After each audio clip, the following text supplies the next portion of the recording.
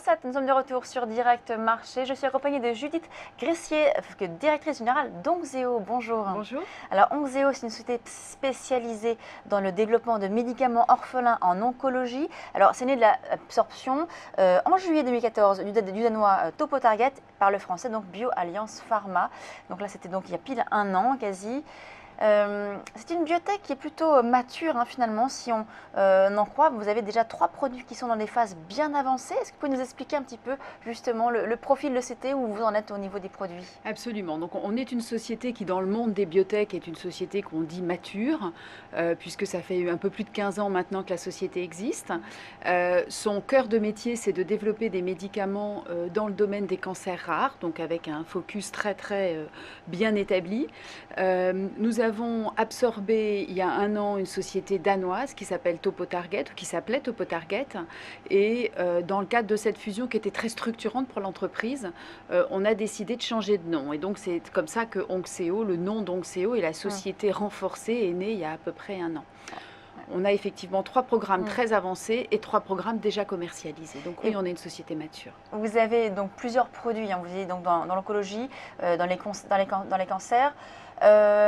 Alors, expliquez-nous rapidement donc, ces différents produits, où ils en sont en termes de phase et quelles sont leurs spécificités. Alors, on a 3 produits effectivement en développement aujourd'hui, c'est-à-dire qu'ils n'ont pas encore passé toutes les étapes de validation. Un premier produit qui s'appelle Livatag, qui est développé dans le cancer primitif du foie, qui est en phase 3, c'est-à-dire que c'est la dernière étape, la phase 3 du développement clinique. Dans le développement d'un médicament, on a d'abord une partie de développement préclinique, avant l'homme, l'animal, la cellule, puis le développement clinique chez l'homme. Et dans le développement clinique, il y a plusieurs phases. La dernière, c'est la phase 3. Sur Livatag, on est à la moitié de la phase 3, on a 50% des patients recrutés, ce qui est effectivement très avancé dans le développement.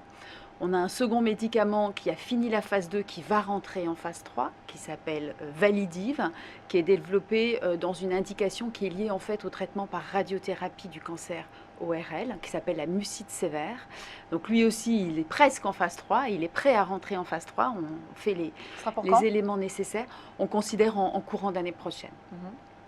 Et puis un troisième qui lui est un peu en 2 phases, puisqu'il est déjà enregistré et commercialisé dans une première indication d'hématologie, un cancer rare d'hématologie aux États-Unis, et il continue à être développé pour étendre son potentiel d'utilisation thérapeutique et évidemment son potentiel commercial en parallèle. Alors, on va parler d'abord du produit Livatag, parce que vous avez justement récemment annoncé avoir déposé une demande de brevet donc pour ce produit.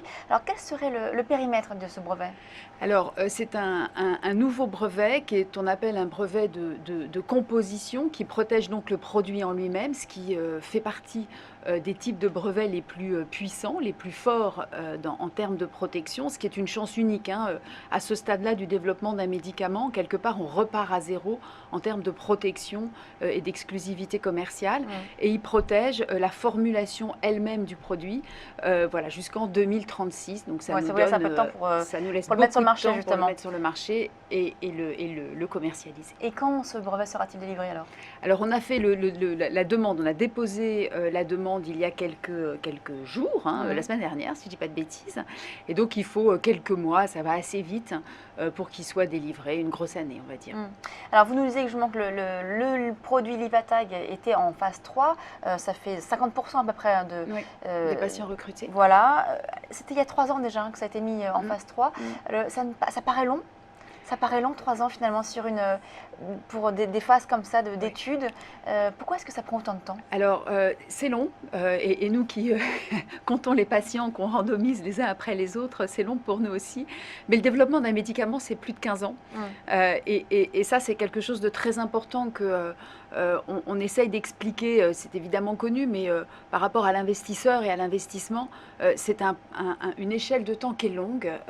C'est nécessaire pour avoir les preuves et les garanties nécessaires qu'on a d'abord un médicament efficace et évidemment toléré de manière acceptable par rapport aux patients, c'est indispensable. Alors la phase 3, elle a mis 3 ans pour arriver à 50% des patients, aussi parce que pour des raisons de gestion de notre trésorerie, on a d'abord ouvert la France, puis l'Europe, puis les États-Unis. Là, on a encore étendu récemment à 4 autres Ça, pays. vous êtes dans de nombreux pays, hein. Vous faites des études sur 11 pays. 11 pays. C'est important finalement d'avoir une étendue aussi large? Alors c'est important pour deux raisons. La première, c'est que qui dit un nombre important de pays, dit un nombre important de centres investigateurs. Donc on a accès à plus de patients, hein, et les patients, ils sont sélectionnés de manière extrêmement drastique et stricte pour répondre à des critères, hein, qui leur permettent de rentrer dans l'étude. Donc il faut, plus on a de centres, plus on a accès à une population de patients, on va dire, qui permet donc d'avancer le recrutement. C'est aussi important parce que c'est dans le cadre de ces essais cliniques que les médecins apprennent à utiliser le produit, le comprennent, et derrière, c'est aussi une expérience, évidemment pour la commercialisation, ils connaissent déjà le produit, mais aussi pour nous, pour pouvoir déposer le dossier de la meilleure manière possible, on va pouvoir travailler avec eux pour bien comprendre le médicament. C'est eux qui finalement le testent de cette manière-là. Du coup, sur le Livata, il va falloir attendre encore 3 ans pour finir cette phase 3? Non, non, puisque justement on a ouvert les pays au fur et à mesure, donc on a une augmentation, hein, du taux de recrutement, on recrute de plus en plus rapidement, et on prévoit de pouvoir annoncer les premiers résultats préliminaires courant 2017. Donc non, on n'en est plus très loin maintenant. Oui, donc du coup les prochaines étapes sur ce produit, c'est les premiers résultats, donc courant 2017, et ensuite c'est quoi?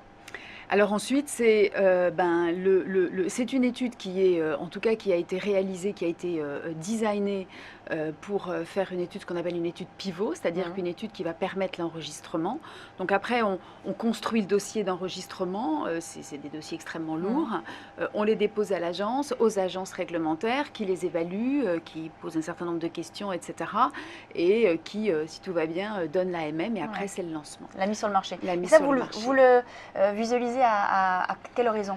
Écoutez, logiquement, avec des résultats 2017, on devrait être sur un horizon entre 2018 et 2020.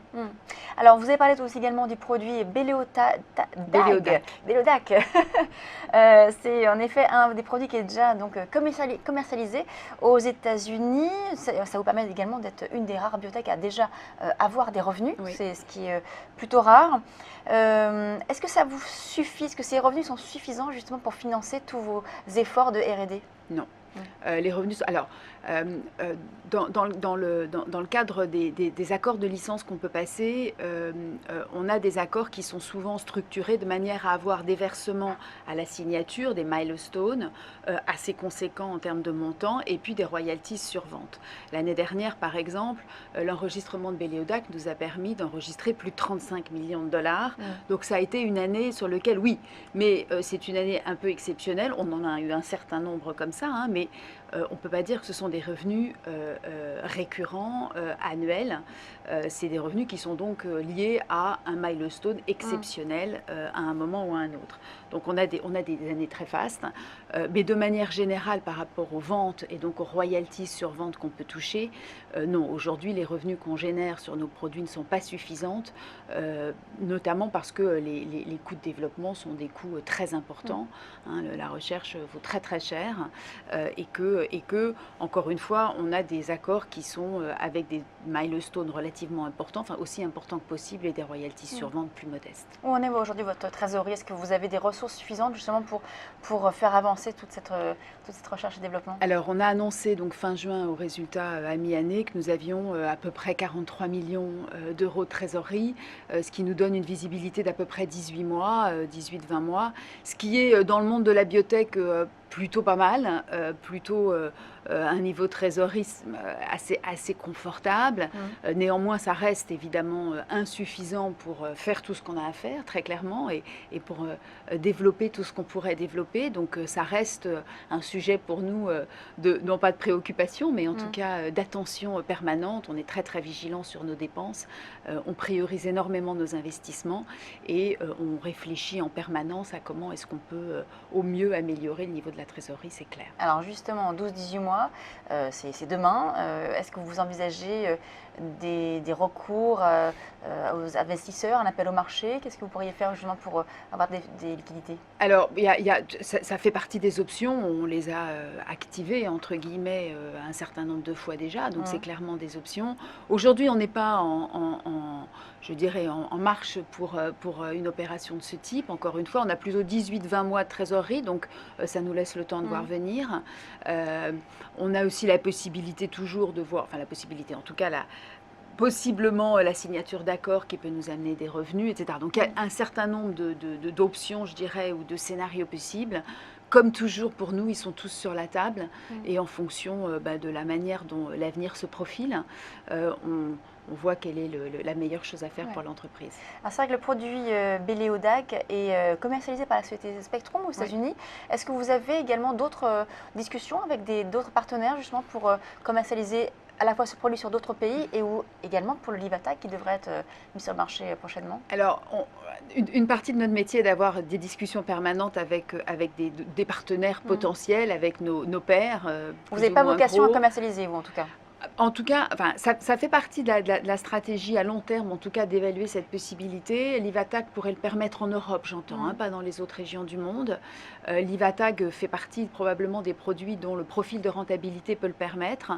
Néanmoins, c'est je veux dire, quelque chose qui nécessite d'être regardé de manière extrêmement approfondie, puisque c'est quand même des choix stratégiques extrêmement importants. Donc aujourd'hui, oui, ça fait partie clairement des options stratégiques qu'on regarde. C'est trop tôt pour complètement prendre cette décision-là. Et effectivement, on discute de manière permanente avec des partenaires potentiels pour voir voilà, si on a des options de partenariat qui pourraient faire du sens pour l'entreprise. Donc oui, bien sûr, on discute. Vous avez dit également envisager une cotation à Nasdaq. Alors évidemment, toutes les biotech, tous les patrons de biotech que je reçois me disent souvent, c'est en effet quelque chose qu'ils étudient. C'est un passage obligé, le Nasdaq? Je ne sais pas si c'est un passage obligé.